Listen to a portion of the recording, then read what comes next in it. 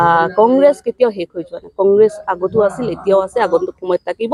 আৰু আমি পাব্লিচিটিত বৰ বিশ্বাস নকৰোঁ। হয়, মোৰ প্ৰচাৰটো খুবেই ভাল চলিছে।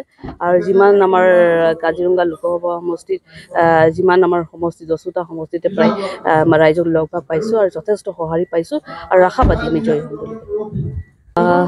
যিহেতু বৰ্তমান চৰকাৰ আছে, বিজেপি চৰকাৰ, তেখেতসকলৰ প্ৰাৰ্থী আছে, নিৰ্বাচনত আৰু কোন কোন আহে চাই লওঁ।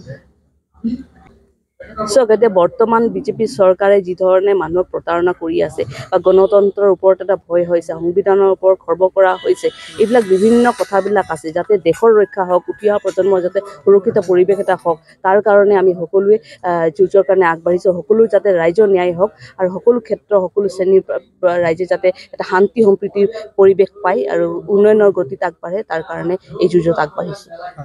কামাখ্যা প্ৰসাদ ৰাজা ডাঙৰীয়াকটো মই দাদা বুলিয়ে সম্বোধন কৰোঁ, তেওঁক দাদা বুলিয়ে ভাবোঁ। কিন্তু যিহেতুকে তেখেতে আজি ৰাজ্যসভাৰ সাংসদ হিচাপে আছিলে, তেখেতে সেই পদটো অলংকৃত কৰি ৰখা হ'লে মই বেছি ভাল হ'ল। তাৰ যোগেদি বহুত কাম কৰিব পাৰিলেহেঁতেন।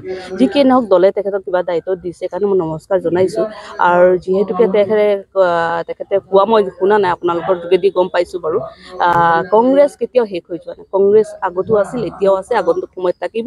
আৰু যিসকল গৈছে, সেইটো যি ধৰণে তেওঁলোকে আজি ইমান প্ৰয়োজন, চৰকাৰ যদি আছে ইমান প্ৰয়োজন কিয় আছে? বহুতেতো ভয় ভাবুকিতে গৈছে, বহুতে কিবা নিজৰ স্বাৰ্থত গৈছে। সেইকাৰণে যোৱা মানুহ গৈ থাকিব। কিন্তু গ্ৰাছৰুট যিসকল মানুহক মই পাইছোঁ, আমাৰ প্ৰতিজনে আমাৰ কংগ্ৰেছ কৰ্মীসকলে আজি মণ্ডলে হওক বা বুথে হওক বা ব্লকে হওক, আজি তেখেতসকলৰ কাৰণে আজি আমাৰ সকলো MLA হওক বা MP সকল জয়যুক্ত হৈছিল। সেইকাৰণে আমাৰ খহনীয়া হোৱা নাই, ভালহে হৈছে।